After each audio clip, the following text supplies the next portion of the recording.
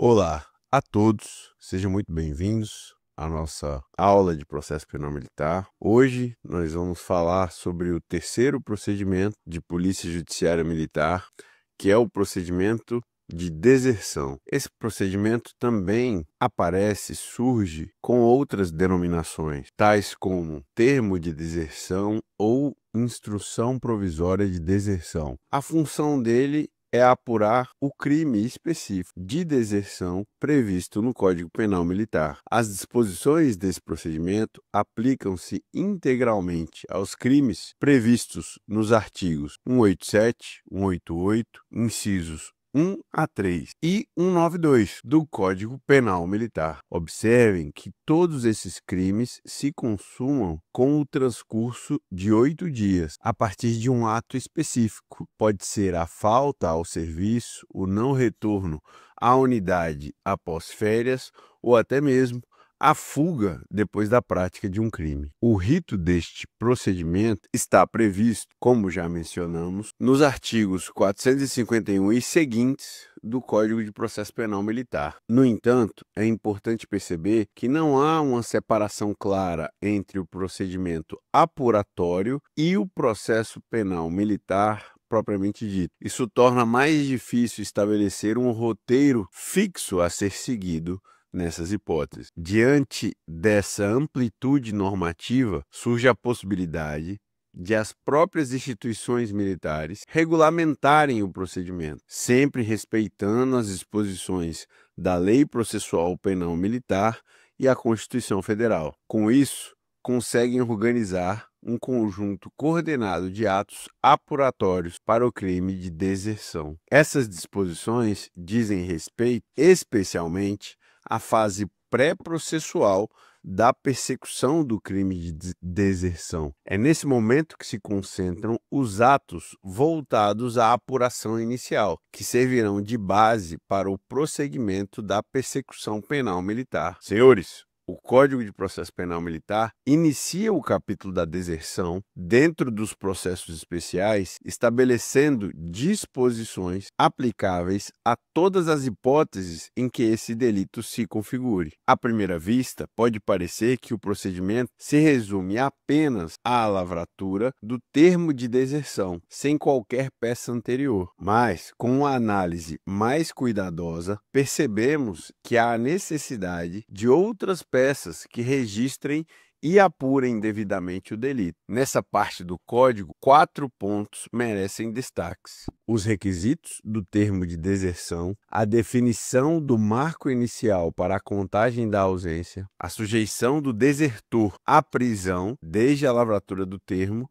e a possibilidade de concessão de liberdade caso se ultrapassem 60 dias sem julgamento. Quanto aos requisitos, o artigo 451 do Código de Processo Penal Militar é claro: uma vez consumado o crime, o comandante da unidade ou a autoridade correspondente, ou ainda a autoridade superior, deve lavrar imediatamente o termo de deserção. Esse documento pode ser escrito, datilografado ou impresso, segundo a lei, mas precisa conter a assinatura da autoridade da Polícia Judiciária e de 2 testemunhas idôneas e do militar que confeccionou o termo.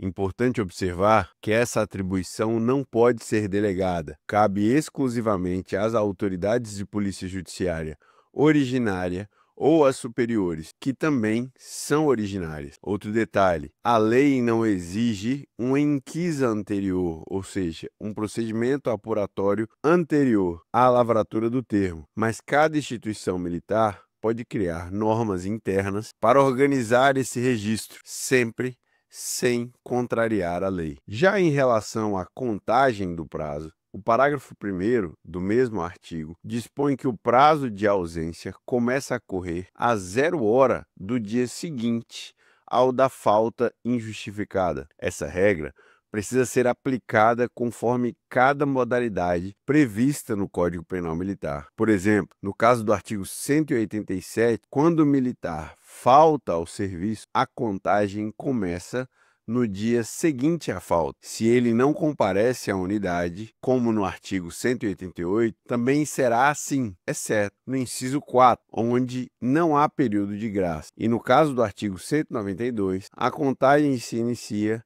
no dia da evasão ou fuga. Para ilustrar, se o militar falta ao serviço em 1º de janeiro, o final do expediente desse mesmo dia já se reconhece a ausência. A partir de 2 de janeiro, 0 hora, inicia-se o prazo de 8 dias. No dia 3, também 0 hora, já temos um dia completo de ausência legal. E assim sucessivamente, até a consumação da deserção no primeiro instante do 9º dia. Nessa fase inicial, é comum a elaboração de documentos internos que registram a falta. Temos, por exemplo, a parte de falta ao serviço, seguida da parte de ausência, que confirma o primeiro dia de ausência ilegal. A partir daí, deve ser feito o inventário dos bens do ausente e iniciam-se diligências para localizá-lo e reconduzi-lo ao quartel. Se transcorridos os 8 dias, configura-se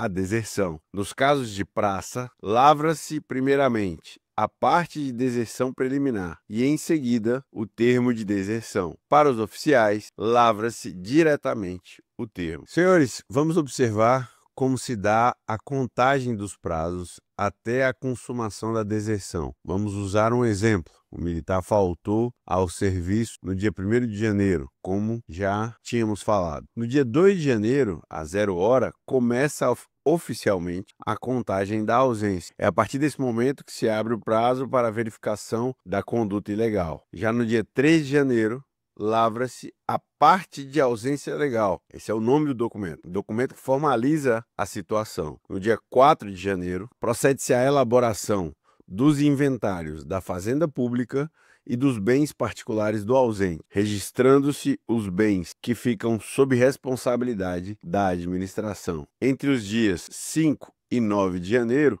o comandante expede despacho, determinando diligências para tentar localizar e conduzir o militar ao quartel. Por fim, no dia 10 de janeiro, às 0 hora, encerra-se o prazo de 8 dias. Nesse momento, consuma-se a deserção. Para formalizar, lavra-se a parte de deserção e, em seguida, o termo de deserção, documento oficial que consolida o delito. Senhores, a partir da lavratura do termo de deserção, que tem caráter de instrução provisória, o militar já se encontra sujeito à prisão. É o que determina o artigo 452 do Código de Processo Penal Militar. A finalidade desse termo é fornecer os elementos para a futura ação penal. Aqui surge uma discussão importante. A deserção é crime permanente ou crime instantâneo de efeito permanente? A jurisprudência ela se divide. O Supremo Tribunal Federal, por exemplo, entende que trata-se de crime permanente, pois a consumação se prolonga no tempo, cessando apenas com a apresentação voluntária ou a captura do desertor. Já o Superior Tribunal Militar tem precedentes no sentido de ser crime instantâneo, de efeito permanente, o que levaria a outras consequências jurídicas. Na doutrina, também encontramos essas duas correntes. Contudo, prevalece a posição de que a deserção é crime permanente, porque sua consumação se prolonga no tempo e o desertor pode fazer cessar essa condição ao se apresentar ou ser capturado. Se entendemos que a deserção é crime permanente, então a prisão do desertor é equiparada à prisão em flagrante. Nesse caso, o auto de prisão em flagrante é substituído pelo termo de deserção. As fases do flagrante, captura, condução, lavratura e recolhimento à prisão, além das comunicações ao juiz, Ministério Público e Defensoria, continuam presentes, mudando apenas a forma de registro. Apesar de a lei prever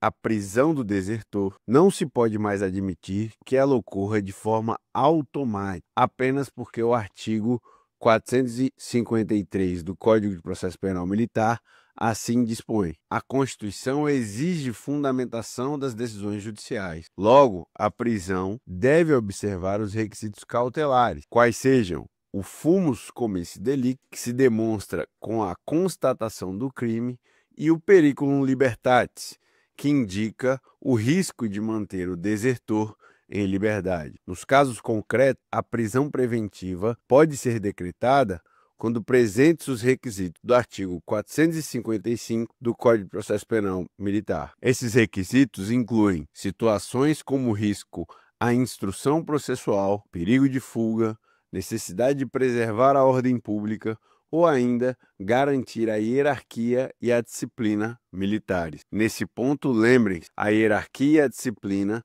são bens jurídicos constitucionalmente tutelados, pilares das instituições militares. Assim, a prisão preventiva, no caso da deserção, além de necessárias em muitos casos, também tem função pedagógica, servindo como prevenção especial em relação ao próprio desertor e como prevenção geral para os demais militares. Portanto, a prisão do desertor deve ser analisada sob duas perspectivas. Primeiro, a previsão legal dos artigos 243 e 252 do Código de Processo Penal Militar, que a vinculam à lavratura do termo de deserção, e segundo, a exigência constitucional de fundamentação, que impõe a avaliar se estão presentes os pressupostos e fundamentos da prisão preventiva. Hoje não é admissível prender automaticamente por imposição legal. Cabe ao juiz, ao tomar conhecimento do fato, decidir fundamentadamente se mantém a prisão ou se converte em preventiva ou se concede liberdade provisória. Senhoras e senhores, a Lei Processual Penal Militar estabelece que o desertor não pode permanecer preso por mais de 60 dias sem julgamento. Esse prazo começa a ser contado a partir da sua apresentação voluntária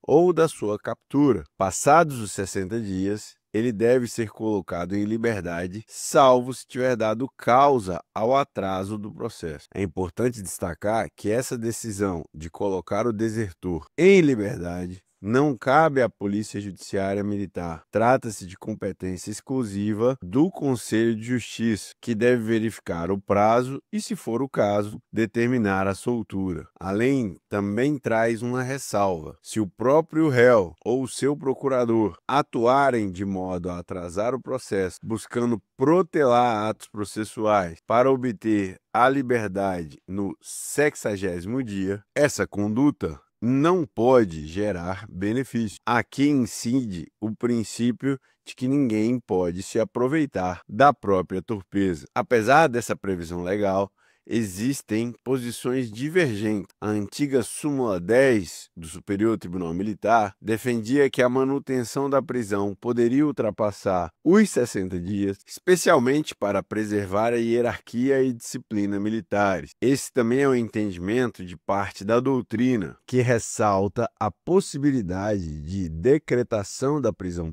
preventiva com base no artigo 255 do Código de Processo Penal Militar, ainda que o prazo ultrapasse 60 dias. Portanto, a regra geral é clara: 60 dias é o limite legal, mas segundo alguns autores, esse limite pode ser relativizado quando a prisão se justificar nos parâmetros da prisão preventiva, permitindo prazos diferentes, menores ou até maiores, desde que fundamentados pela necessidade da medida cautelar. Senhores, a deserção de oficial está prevista no artigo 454 do Código de Processo Penal Militar. A lei determina que, transcorrido o prazo para a consumação do crime, o comandante da unidade ou a autoridade correspondente ou superior deve lavrar o termo de deserção. Esse termo precisa ser circunstanciado, trazendo a qualificação do desertor, a data do início da ausência e a data da consumação do crime. Deve ser assinado pela autoridade, por duas testemunhas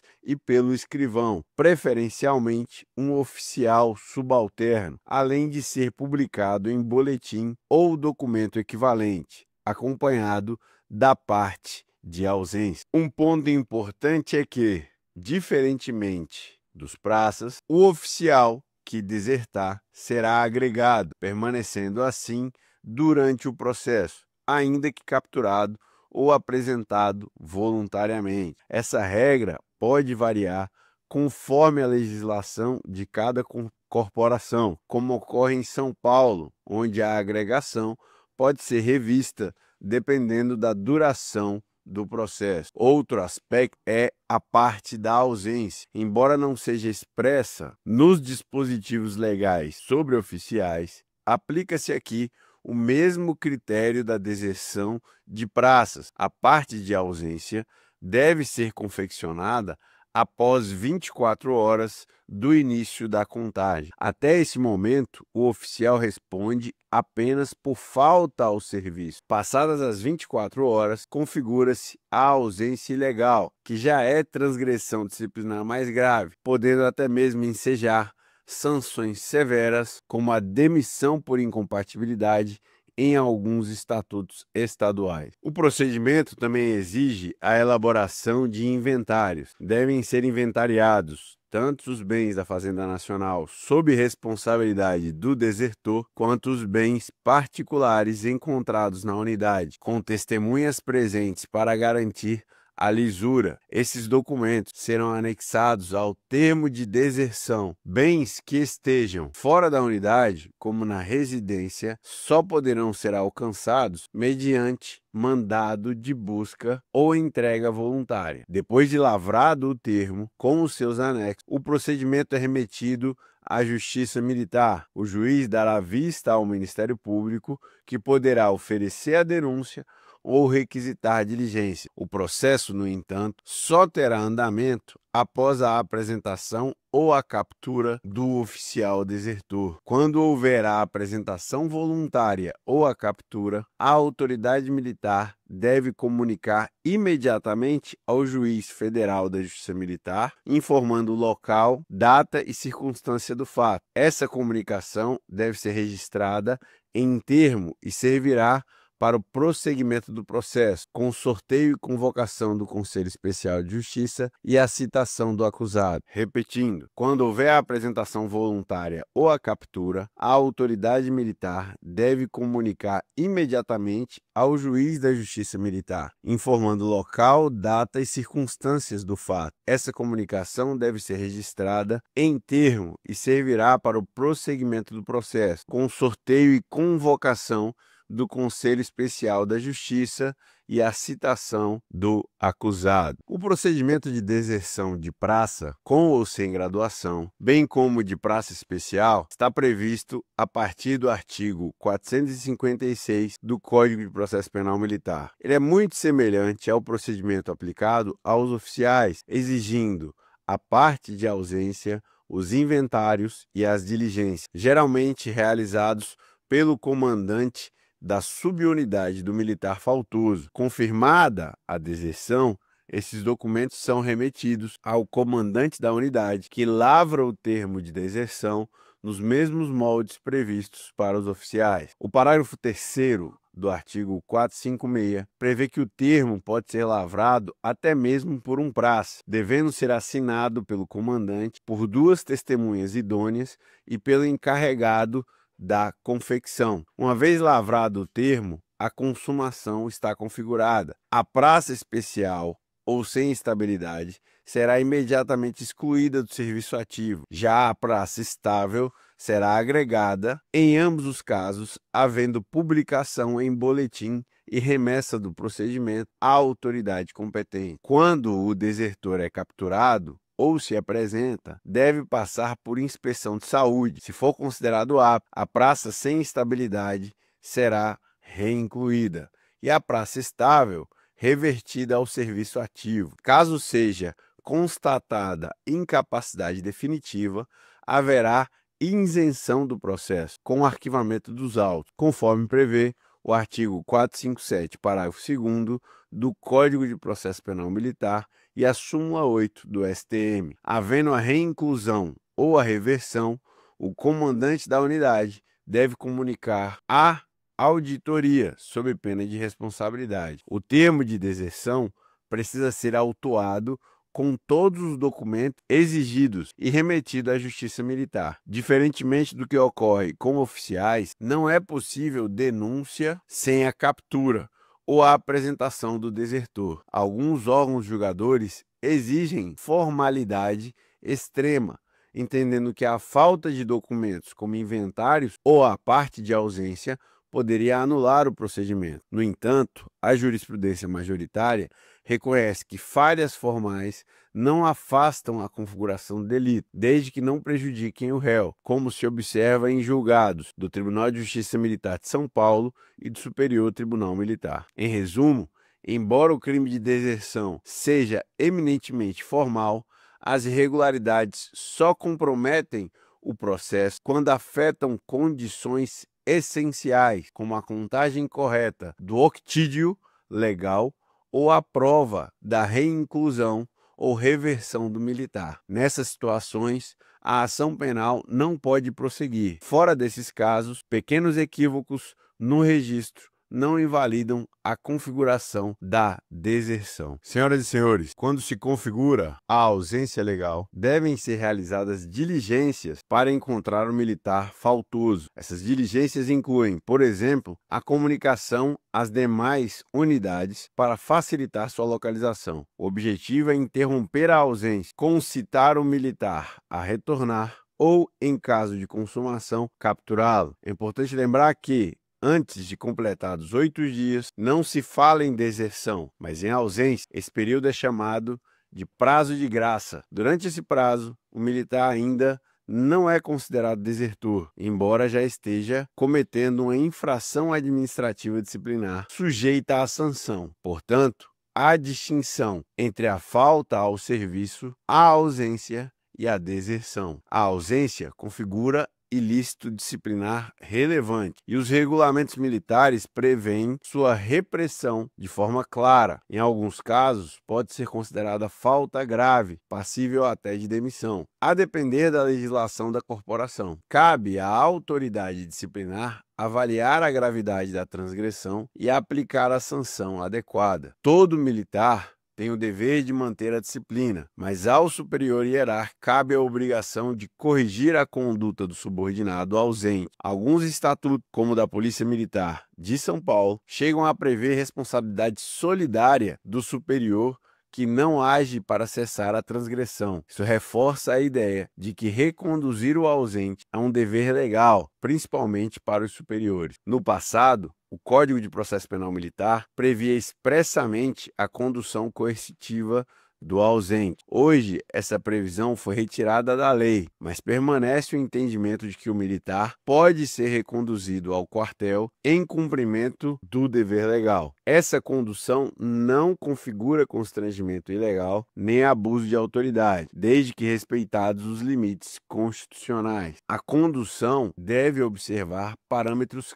claros. Não se pode, por exemplo, invadir o domicílio do militar sem autorização ou mandado, nem aplicar violência desnecessária. Se houver uso abusivo de força ou restrição da liberdade além do necessário, aí sim haverá excesso passível de punição. Portanto, a condução coercitiva do ausente ao quartel é legal e constitui dever de qualquer militar, sobretudo dos superiores hierárquicos, mas deve sempre respeitar a disciplina constitucional, liberdade de locomoção, inviolabilidade de domicílio e proibição de violência desnecessária. A ideia é evitar que a ausência evolua para a deserção, garantindo a continuidade do serviço público. Senhoras e senhores, como vimos anteriormente, a atuação da Polícia Militar, especificamente a Polícia Judiciária Militar, deve cessar sempre que houver causa de extinção da punibilidade. Isso se aplica também ao procedimento de deserção. Se a punibilidade está extinta, não há mais razão para a persecução criminal. É importante distinguir duas figuras centrais: o desertor, que é aquele capturado ou que se apresenta voluntariamente, e o transfuga, que é o militar que comete o crime de deserção e permanece foragido. Essa diferença é essencial para compreender como funciona a prescrição. Para o desertor, a prescrição ocorre em 4 anos, conforme inciso 6 do artigo 125 do Código Penal Militar. Já para o transfuga, aplica-se o artigo 132 do mesmo Código, segundo o qual a punibilidade só se extingue quando ele atinge 45 anos de idade e, se for oficial, 60 anos. Portanto, o critério temporal aplica-se ao desertor e o critério etário aplica-se ao transfuga. Em ambos os casos, uma vez consumada a prescrição, há a extinção da punibilidade e o militar não pode mais ser capturado. Se isso ocorrer, a prisão seria ilegal, ensejando habeas corpus. Por isso, é essencial que a Justiça Militar comunique formalmente à Autoridade de Polícia Judiciária Militar todas as hipóteses de extinção da punibilidade, seja por prescrição, seja por anistia. Se não houver comunicação da Justiça Militar, mas surgirem indícios críveis de extinção da punibilidade, como a aprovação de uma lei de anistia ou a idade do militar superior ao limite legal, a autoridade militar deve, antes de prender, buscar contato com a Justiça Militar, seja na auditoria competente, no juiz corregedor ou mesmo no plantão judiciário. Essa providência deve ser formalmente registrada para evitar constrição de liberdade sem justa causa. Senhoras e senhores, a Lei Processual Penal não faz distinção quanto aos casos especiais de deserção. O termo de deserção pode ser lavrado para todos os crimes militares do Código Penal Militar que trazem essa designação. Isso é, artigos 187, 188, 190 e 192. No entanto, alguns casos exigem compreensão diferenciada do procedimento. No inciso 4 do artigo 188, a situação é peculiar. Considera-se desertor o militar que consegue exclusão do serviço ativo ou situação de inatividade, criando ou simulando incapacidade. Aqui não se aplica o prazo de 8 dias. A apuração exige investigação mais robusta, com inquérito policial militar ou sindicância, inclusive com perícias médicas. Não deve haver termo de deserção nessa hipótese de imediato, devendo o fato ser apurado por inquérito. Identificada a fraude, o termo de deserção pode ser lavrado, ainda que o militar esteja presente. A posição que prevalece na doutrina e que é a mais adequada é que deve-se primeiro instaurar um procedimento administrativo ou inquérito para comprovar a simulação e somente depois lavra-se o termo de deserção, anexando esse procedimento. Assim, o militar será considerado desertor a partir do ato de reforma indevida, ficando sujeito à prisão. Outra hipótese especial é a prevista no artigo 190, a deserção quando o militar deixa de se apresentar na partida de navio, aeronave ou deslocamento da unidade ou força. Nesse caso, o termo de deserção deve ser lavrado imediatamente após a não apresentação, aplicando-se apenas às disposições básicas relacionadas à lavratura do termo e aos atos subsequentes. Portanto, embora a regra geral do termo de deserção seja ampla, em alguns casos específicos, como a fraude para a exclusão do serviço ativo ou a não apresentação e deslocamento, o procedimento exige tratamento especial, com investigações prévias ou a lavratura imediata do termo, conforme o caso. Passamos agora, senhoras e senhores, para o crime de insubmissão, que está previsto no artigo 183 do Código Penal Militar. Ele se configura quando o convocado deixa de se apresentar à incorporação dentro do prazo fixado, ou quando, mesmo se apresentando, ausenta-se antes do ato oficial de incorporação. A pena prevista é de impedimento de 3 meses a 1 ano. O mesmo caso se aplica àquele que, dispensado temporariamente, não se apresenta após o prazo do licenciamento. A lei ainda prevê atenuantes, como no caso do erro excusável quanto ao ato de convocação ou quando a apresentação voluntária dentro de um ano. É fundamental observar que o pressuposto para a prática desse crime é a convocação para o serviço militar, que recai sobre os jovens do sexo masculino. A Lei 4375 de 64, regulamentada pelo Decreto 57654 de 66, estabelece que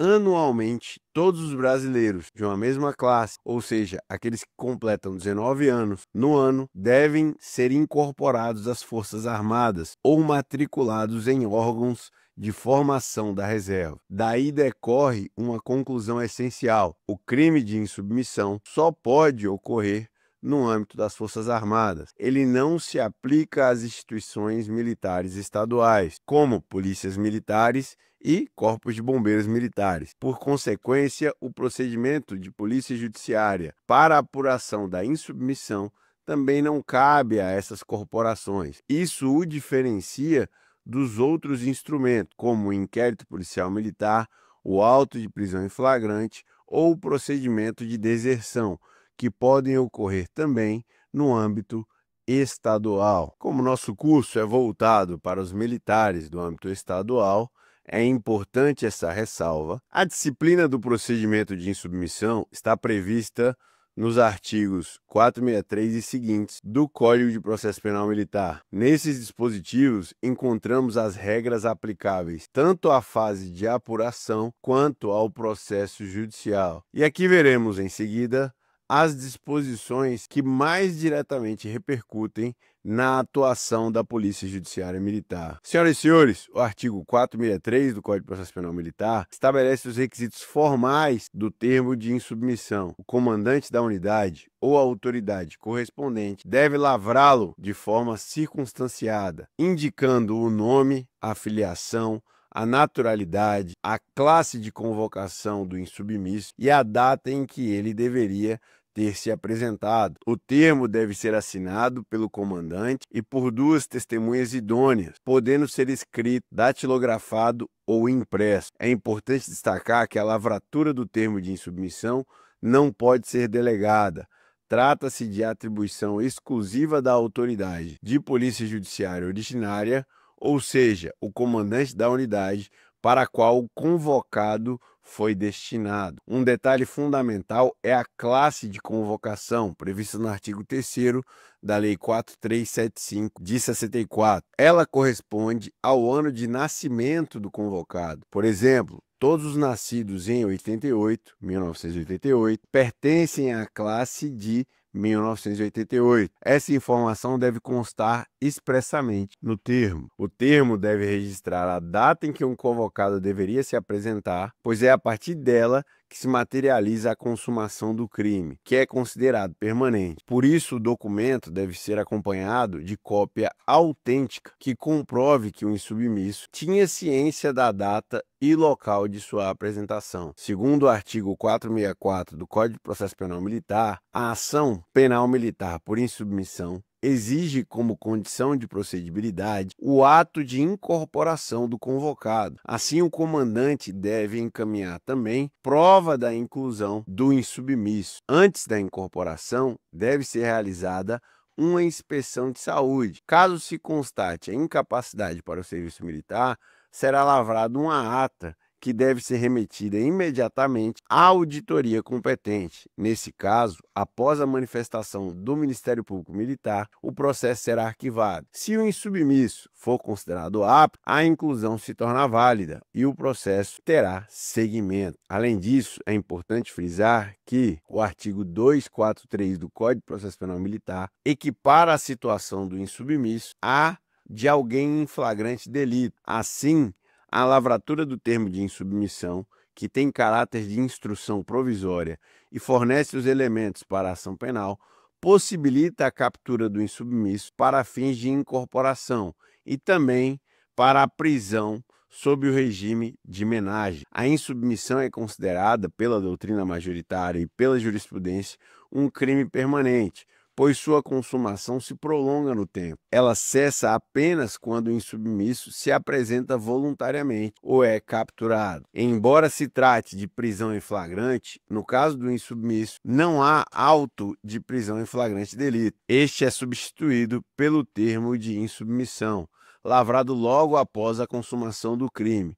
O regime que se aplica aqui é o da menagem, em que o insubmisso permanece nas dependências da unidade militar, sem poder se afastar, sem a autorização do juiz ou da autoridade competente. Como toda prisão em flagrante, a prisão do insubmisso, para ser mantida, deve atender aos requisitos da cautelaridade, quais sejam fumus commissi delicti, que é a constatação do crime, e o periculum libertatis, que é o perigo da liberdade do agente. O primeiro se comprova pela lavratura do termo de insubmissão. Já o segundo decorre do fato de o insubmisso estar evitando a incorporação, o que demonstra a possibilidade de nova fuga. Em regra, portanto, o insubmisso deve ser capturado e preso, justamente porque se trata de crime permanente. No entanto, se não estiverem presentes os requisitos da prisão, sobretudo aqueles vinculados à prisão preventiva, deve-se afastar a prisão, proceder à incorporação e instaurar uma investigação sumária, reduzida a termo, que será encaminhada ao juiz competente. Esse juiz poderá, inclusive, decretar a menagem em prisão. No caso do insubmisso, o Código de Processo Penal Militar, em seu artigo 464, estabelece um regime especial. Ele terá o quartel por menagem e será submetido à inspeção de saúde. Essa menagem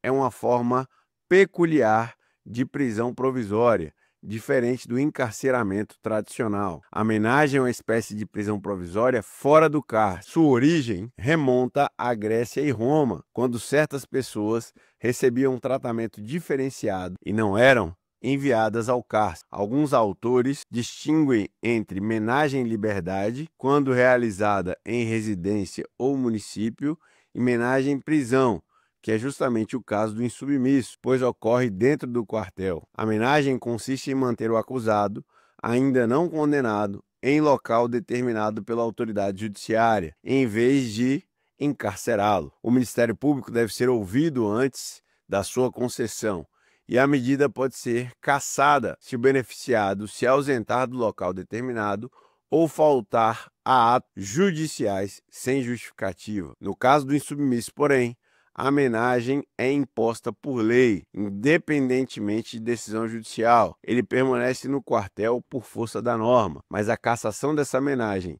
convertendo-a em prisão preventiva com encarceramento, só pode ser decidida pelo Poder Judiciário e não pela autoridade militar. A menagem encerra com a sentença condenatória, mesmo sem trânsito em julgado. Porém, há uma coincidência importante. A pena para o crime de insubmissão é de impedimento, de 3 meses a 1 ano, que também obriga o condenado a permanecer no quartel, participando da instrução militar. Assim, na prática, tanto na menagem como na execução da pena, o insubmisso continua prestando o serviço militar obrigatório. Por fim, é importante observar que o tempo de menagem cumprido no quartel será detraído da pena aplicada, nos termos do artigo 268 do Código de Processo Penal Militar. Além disso, o Código de Processo Penal Militar, no parágrafo 3º do artigo 464, estabelece que o insubmisso que não for julgado no prazo de 60 dias, contados da sua apresentação voluntária ou captura, será colocado em liberdade, desde que não tenha dado causa ao atraso. Essa decisão não cabe à Polícia Judiciária Militar, mas sim ao Conselho de Justiça. É importante lembrar que,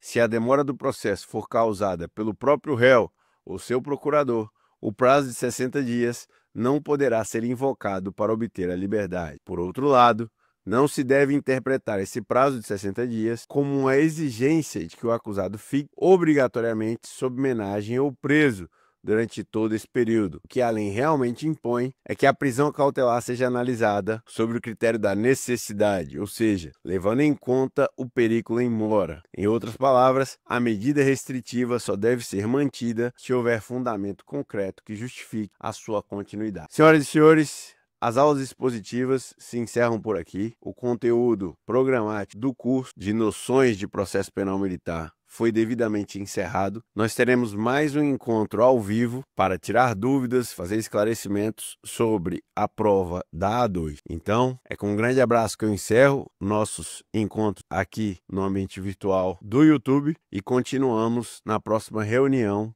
ao vivo. Grande abraço a todos, fiquem com Deus e até o encontro e a prova. Até mais.